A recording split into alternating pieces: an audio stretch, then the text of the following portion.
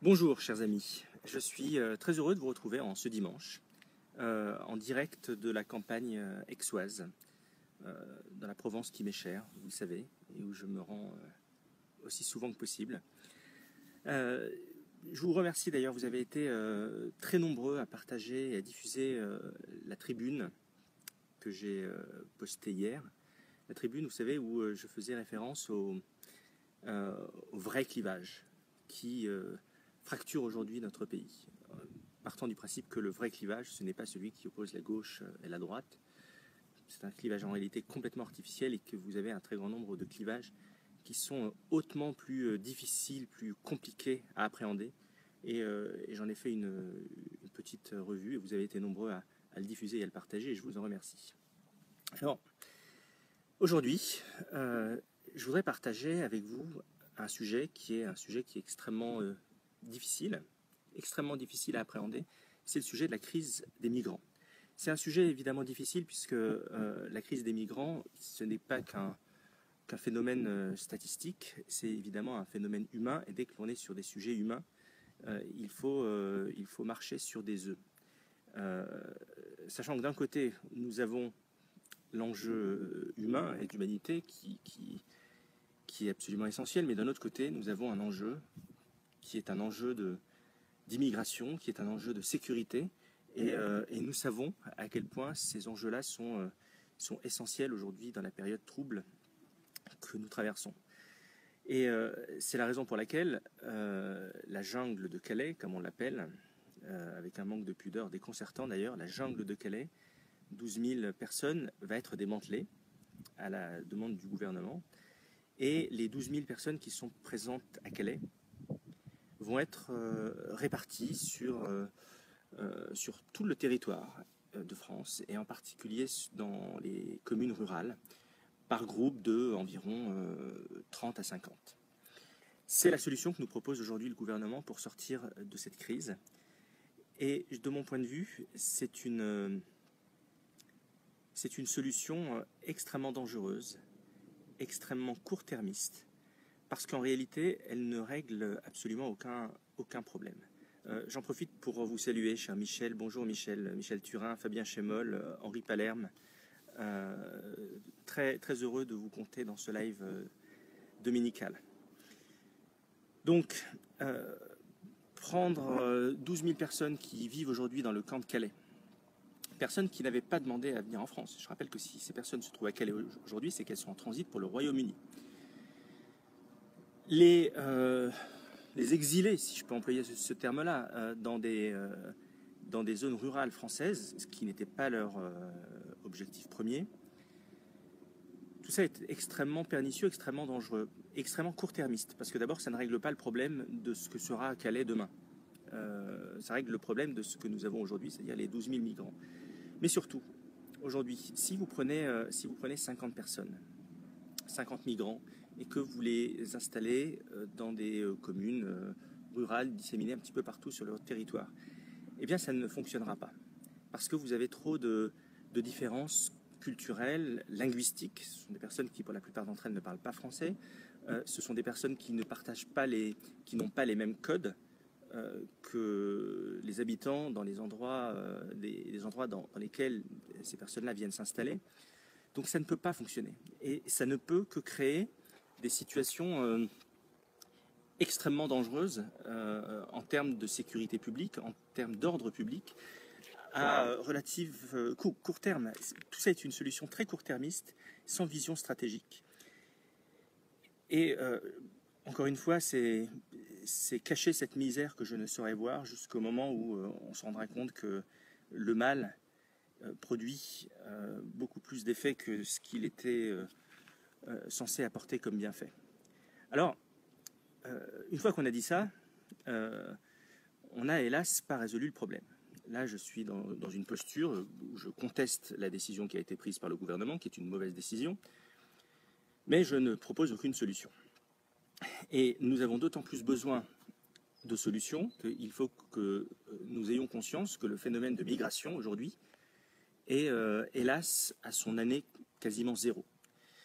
Parce que même s'il faut, et c'est la proposition que je fais, même s'il faut que nous protégions nos frontières, même si je pense que Schengen est mort, même s'il faut que nous renforcions nos protections, notamment à la frontière méditerranéenne. Tout ça, c'est absolument nécessaire. Il va falloir mettre des moyens, et des moyens très ambitieux, parce que la souveraineté d'un pays, ou d'une nation, ou d'un ensemble de nations, passe par la protection de son territoire. C'est une tautologie, c'est un truisme, mais c'est comme ça que ça marche. Donc protéger le territoire et protéger les frontières. Mais malgré ça, il faut que nous ayons conscience que si nous protégeons nos frontières, nous aurons toujours un phénomène de migration et de réfugiés dans notre pays. Les réfugiés aujourd'hui liés aux guerres, mais demain, les réfugiés climatiques, on pense qu'il y aura environ 200 millions de réfugiés climatiques dans les 20 prochaines années. Et c'est énorme. Les réfugiés climatiques, c'est quoi? C'est ceux qui vont être victimes de la montée des eaux en Asie, c'est ceux qui vont être victimes de la sécheresse, etc. 200 millions de réfugiés climatiques, en plus des réfugiés de guerre. Donc, on aura beau, ce qu'il faudra faire, mettre en place toutes les barrières à l'entrée, nous aurons à gérer des réfugiés en France. Alors, comment les gérer? Certainement pas en les mettant dans des bidonvilles comme à Calais, et certainement pas en les disséminant sur l'ensemble du territoire. Ne soyez pas impatient, cher Henri. Certainement pas en les disséminant sur l'ensemble du territoire comme propose de le faire le gouvernement aujourd'hui, et ce qui ne fonctionnera pas. Ce que je propose, c'est de mettre en place, c'est de mettre de l'ambition d'abord dans la gestion de ce sujet-là, de mettre du volontarisme et d'essayer de penser les choses en grand. Et ce que je propose, c'est de mettre en place en France des centres qui sont des centres fermés dans lesquels seraient logés les migrants qui auraient réussi à rentrer dans le territoire national. Et ces centres fermés auraient pour but de former pendant 1 an, pendant 2 ans, ces migrants, en leur apprenant le français, en leur apprenant nos codes, les codes de notre civilisation, les symboles républicains. Un centre républicain, un vrai centre républicain. Parce qu'aujourd'hui, le problème, c'est que ces 50 migrants que vous mettez dans le village Tartampion, dans la Creuse, ils n'ont pas tous les codes, ils ne savent pas parler français, donc c'est une bombe à retardement. Ce que nous devons essayer de faire, c'est de les faire rentrer dans le moule républicain. Un peu, d'une certaine façon, à l'image de ce qu'était dans le passé le service national. Ces personnes-là doivent, même si elles ont 30 ans, 40 ans, qu'elles soient hommes ou femmes, doivent rentrer dans ce moule républicain qui prendrait la forme d'un centre sous encadrement civil ou militaire, et pourquoi pas les deux d'ailleurs, pour transmettre les valeurs de l'État républicain, pour expliquer quels sont les codes de notre nation et quels sont les codes sine qua non à respecter si les personnes souhaitent rester sur le territoire national. Sans quoi, ces personnes-là ne seraient pas libérées dans la nature, si je puis dire. Parce que si on considère que le phénomène est inéluctable, eh bien, il faut le gérer, il faut l'accompagner. Et il faut que ces personnes-là ne soient pas non seulement une menace, mais il faut qu'elles acceptent inconditionnellement les règles du jeu de la République française. Et aujourd'hui, rien n'est mis en œuvre pour que nous en arrivions là. Alors, je vous le dis, c'est un petit peu sur le modèle du service national. Parce que le service national, d'ailleurs, c'est pour ça que c'est une grave erreur de l'avoir supprimé, c'était ce qui permettait à tous les jeunes, et y compris ceux qui n'avaient pas de cadre, de rentrer dans le moule républicain, de créer une appartenance à la nation, ce qui est absolument essentiel. Et je peux vous dire qu'un jeune de banlieue qui faisait le service national il y a 30 ans, eh bien, il ressortait extrêmement motivé, extrêmement galvanisé, et avec une envie de servir la France. Et c'est ça aujourd'hui qui nous manque cruellement. Et c'est ça qu'il va falloir régler avec les migrants qui viennent sur notre territoire. Alors, quant à Xavier, tu me poses la question suivante, tu me dis, oui, mais les centres pour apprendre le français, d'accord, mais combien de migrants veulent rester en France? Alors, tu poses une bonne question, une question essentielle. Parce que les migrants, là, il va falloir que nous sortions de notre politique de bisounours. Les migrants qui sont sur le territoire français et qui veulent en partir, et notamment pour aller au Royaume-Uni, eh bien qu'on les laisse partir au Royaume-Uni. Enfin, ce n'est pas à nous, Français, République française, de faire le service après-vente de la politique de l'immigration du Royaume-Uni. Donc tous ceux qui sont sur le territoire français, qui ont des velléités d'immigration extérieure à la France, eh bien qu'ils y aillent. Et ce n'est certainement pas à nous de les retenir. Et aujourd'hui, d'ailleurs, c'est en cela que Calais est complètement absurde. Ce sont des personnes qui sont retenues en France, des personnes qui n'avaient pas envie de venir en France, et que l'on va obliger à aller s'installer dans des territoires ruraux français. C'est complètement absurde. On est plus royaliste que le roi, si je puis dire. C'est-à-dire qu'on assure le service après-vente de la politique d'immigration anglaise. Donc non, ça ne fonctionne pas. Donc tous ceux qui viennent en France pour être en transit, eh bien on les laisse. Et puis c'est à charge pour les Britanniques de gérer la situation comme ils l'entendent. En tout cas, ce n'est pas à nous de gérer cette situation-là. Nous, la situation que nous devons gérer, c'est le cas des migrants qui viendront sur notre territoire. Encore une fois, nous ne créerons aucun appel d'air, parce que ça c'est essentiel. Nous ne créerons aucun appel d'air, parce que cet appel d'air sera absolument redoutable. Donc nous devons mettre toutes les barrières à l'entrée qui s'imposent. Et la France ne doit pas être considérée comme un Eldorado où tout le monde est accepté. Mais malgré ça, la responsabilité politique et la grandeur nous obligent à mettre en place un vrai dispositif ambitieux pour tous ceux qui passeront entre les mailles du filet. Et c'est ce que je propose à travers ces centres républicains qui ont pour but de... Mais vous savez, cher Fabien, vous dites, je découvre votre message, vous dites, ma conviction est que seule une minorité entrera dans ce moule républicain.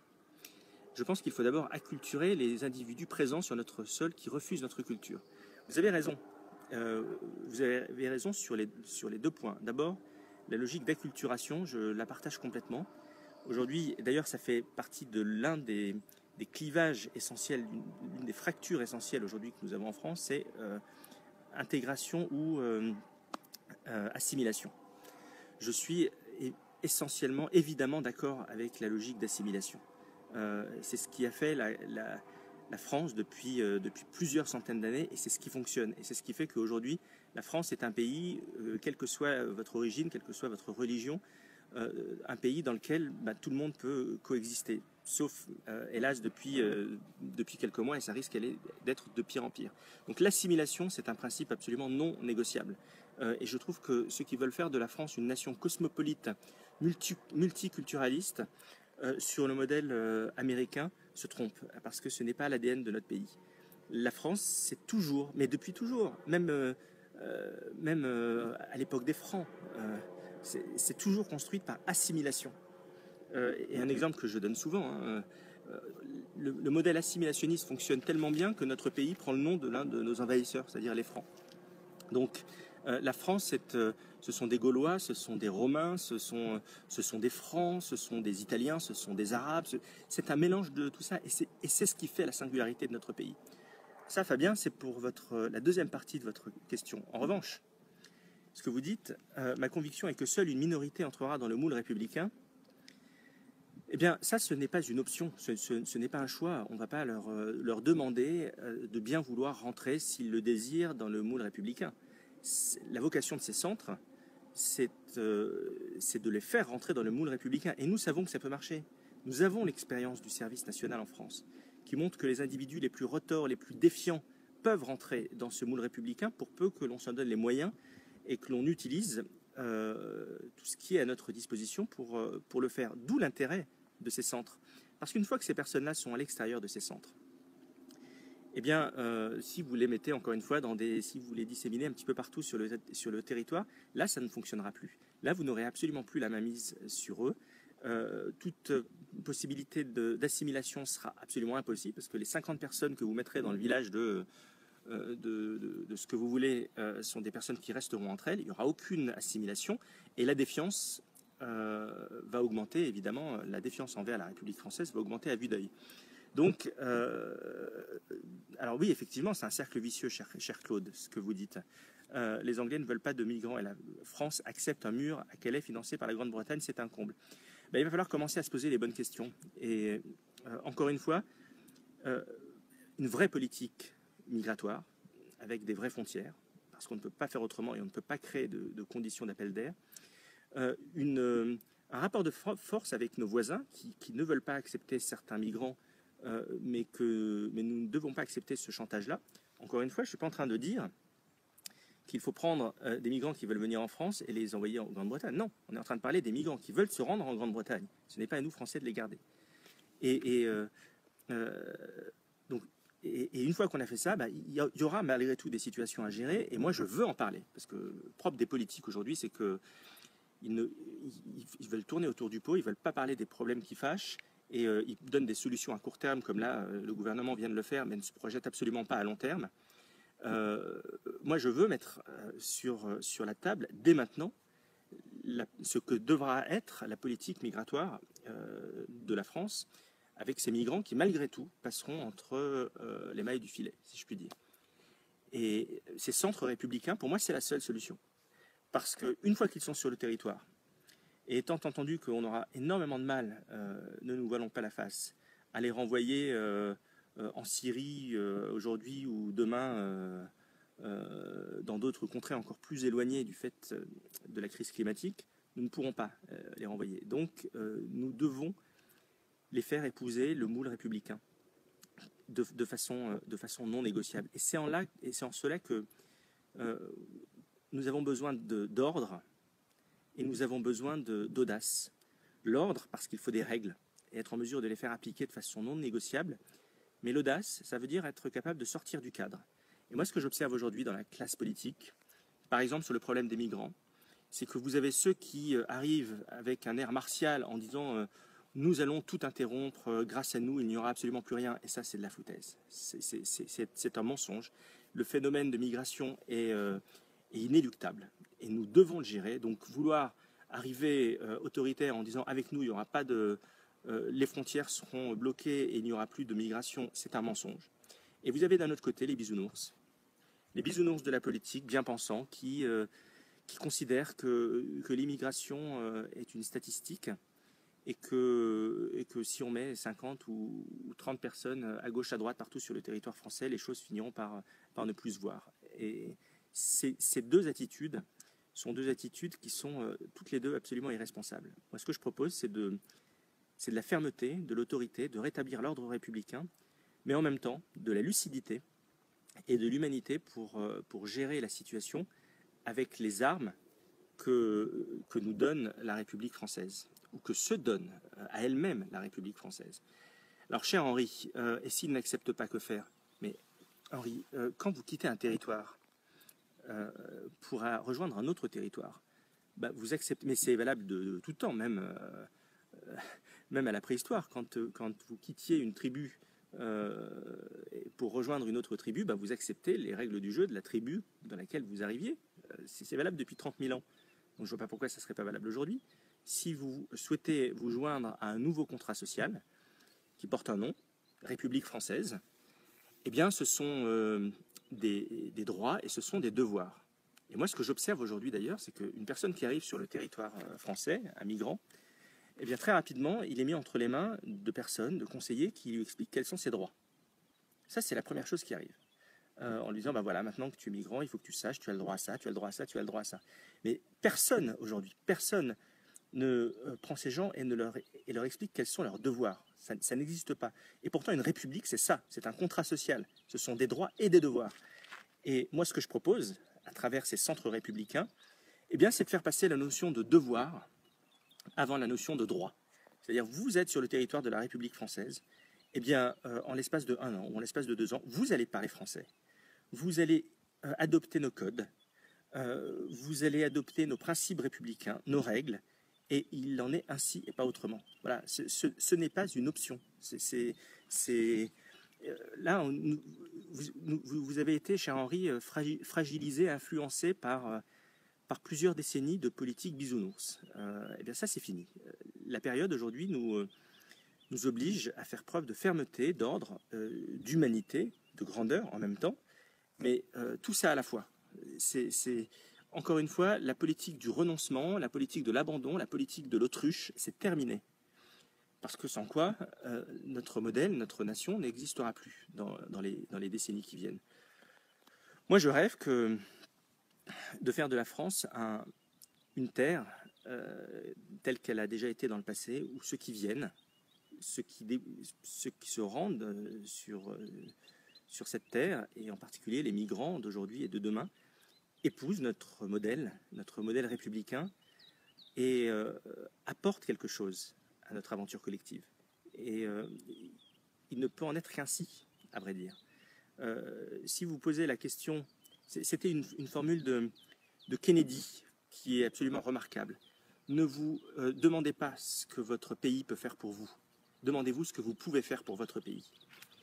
Eh bien, si nous réussissons à accueillir ces migrants, parce que nous en accueillerons, et réussissons à leur faire passer l'idée qu'ils font partie d'une aventure collective qui s'appelle la France, et qu'ils sont redevables de cette aventure collective, et qu'ils doivent apporter quelque chose à la France, apporter leur petite pierre, comme l'ont fait les millions et les dizaines de millions de migrants dont je fais partie de ces dernières décennies, apporter quelque chose plus que chercher à recevoir.